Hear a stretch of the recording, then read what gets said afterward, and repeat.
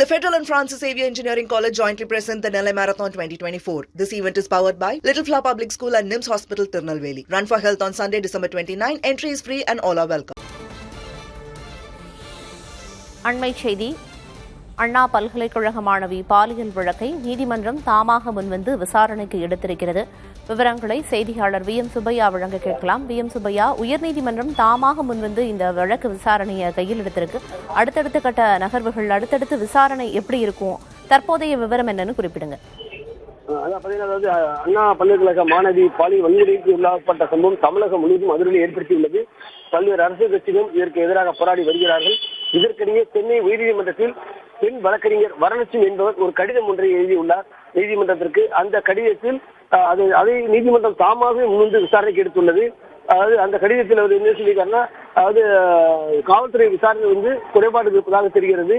ஏனென்றால் இந்த வழக்கை பொறுத்தவரை ஒரு ஞானசேர்ந்து கைது செய்யப்பட்டுள்ள போதிலும் பின்னணி யார் என்பதும் யாரே ஒரு சார் இருக்கிறார் என்றெல்லாம் சொல்லப்படுகிறது. அவர் யார் என்றவரும் தெரிய வரவில்லை. எனவே இந்த வழக்கை பொறுத்தவரை காவல்துறை விசாரித்தால் சரியாக இருக்காது என்றும், எனவே சிபிஐக்கு மாற்ற வேண்டும் என்ற கோரிக்கை வைத்து ஒரு கடிதம் ஒன்றை அனுப்பியுள்ளார். இந்த கடிதத்தை இன்றைய உயர்நீதிமன்ற நீதிபதிகள் எஸ் எம் சுப்பிரமணியம் மற்றும் லட்சுமி நாராயணன் ஆகியோர் அடங்கிய அமர்வு தாமாக விசாரணைக்கு எடுப்பதாக எடுத்துக் கொண்டுள்ளது.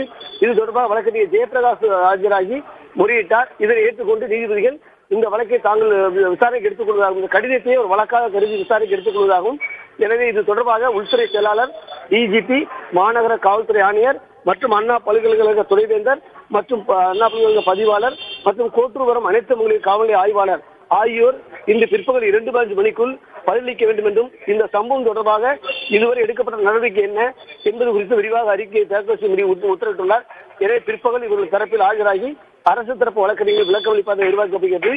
இதற்கிடையே பாஜகவை சேர்ந்த வழக்கறிஞர் ஏற்காடு மோகன்தாஸ் சிபிஐ விசாரணை கேட்டு ஏற்கனவே கடிதம் ஒன்றை அனுப்பியுள்ளார், மத்திய அரசுக்கும் அனுப்பியுள்ளார். எனவே அந்த தொடர்பாகவும் இன்று மதியம் நீதிமன்றம் முறையீடு செய்ய வாய்ப்பு இருக்கிறது என்று தெரிகிறது. என்றால் அவரும் இதே கோரிக்கை வைத்தால் சிபிஐ கேட்டு வழக்கறிஞர் உச்சநீதிமன்ற வழக்கறிஞர் GS மணி இந்த மனு அனுப்பியுள்ளார். எனவே இந்த மனுக்கள் விசாரணைக்கு சேர்த்து எடுக்கப்படும் என்று தெரிகிறது. விவரங்களை வழங்கியதற்கு நன்றி சுப்பையா. அண்ணா பல்கலைக்கழக மாணவி பாலியல் வழக்கை உயர்நீதிமன்றம் தாமாக முன்வந்து விசாரணைக்கு எடுத்திருக்கிறது. வழக்கறிஞர் வரலட்சுமியின் கடிதத்தையே புகாராக ஏற்று வழக்கை இன்றே விசாரிக்க இருப்பதாகவும் தெரிவிக்கப்பட்டிருக்கிறது.